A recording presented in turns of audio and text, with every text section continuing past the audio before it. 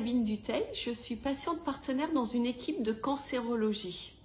Je suis partenaire des femmes touchées par un cancer du sein, comme je l'ai été moi-même il y a quelques années, et je collabore avec l'équipe des professionnels de santé pour améliorer le parcours de soins, le personnaliser, préserver la qualité de vie de chaque personne accompagnée.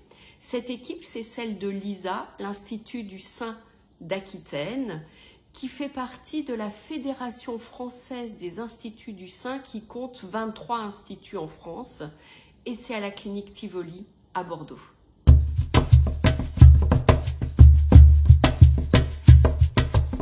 Le premier, c'est « ça n'arrive pas qu'aux autres ». Le deuxième, c'est « un cancer du sein, c'est tout sauf rose ». Et puis, ne reportons pas à demain le dépistage. Et enfin, jouons au collectif face au cancer du sein.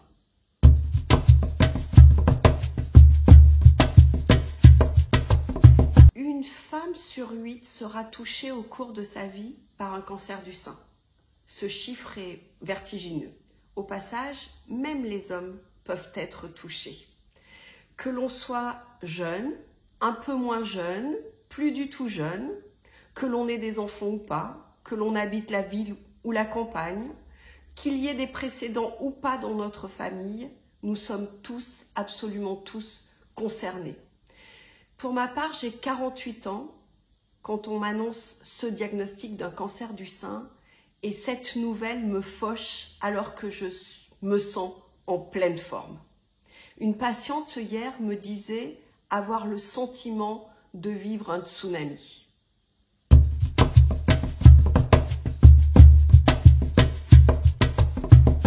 Apprendre que l'on a un cancer du sein est bouleversant. C'est la plongée dans un monde totalement inconnu et incongru aussi, où tout, absolument tout est nouveau. Les changements imposés par le parcours de soins sont majeurs et anxiogènes, parce que les traitements impactent nos activités respectives, parce que les traitements impactent notre qualité de vie, parce que on ne soupçonne pas les répercussions sur la vie quotidienne. La survenue de ce cancer, pour ma part, a modifié mes repères personnels, sociaux, familiaux et a même initié un changement de trajectoire professionnelle.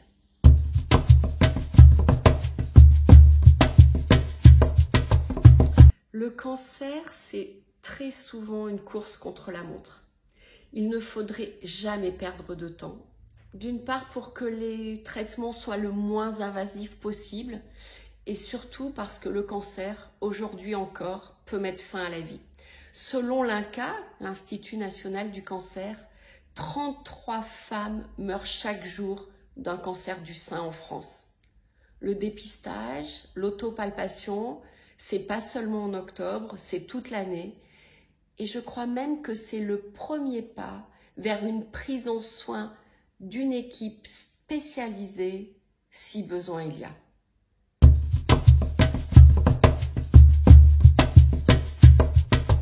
Il s'agit de jouer collectif, mais aussi de penser collectif. Dans les instituts du sein, nous tentons tous de répondre aux besoins des patients plutôt que de faire des offres de soins. Ce sont des réseaux de partenaires. Il y a les professionnels de l'établissement de soins, les professionnels de la ville, les praticiens de soins de support, les associations de patients, sans oublier la patiente qui est membre à part entière de cette équipe. Et puis c'est aussi le partage d'un socle de valeurs communes. Une étude a montré qu'un cancer du sein ne touche pas une personne et une seule personne, il en touche en moyenne 6. Ça peut être le ou la partenaire, les parents, les enfants, le ou la meilleure amie, mais aussi le ou la collègue. En bref, c'est l'affaire de tous. Nous sommes tous concernés. Notre mantra à l'ISA, c'est « Ensemble, on va plus loin ». Et c'est exactement ça. C'est la préoccupation majeure des instituts du sein.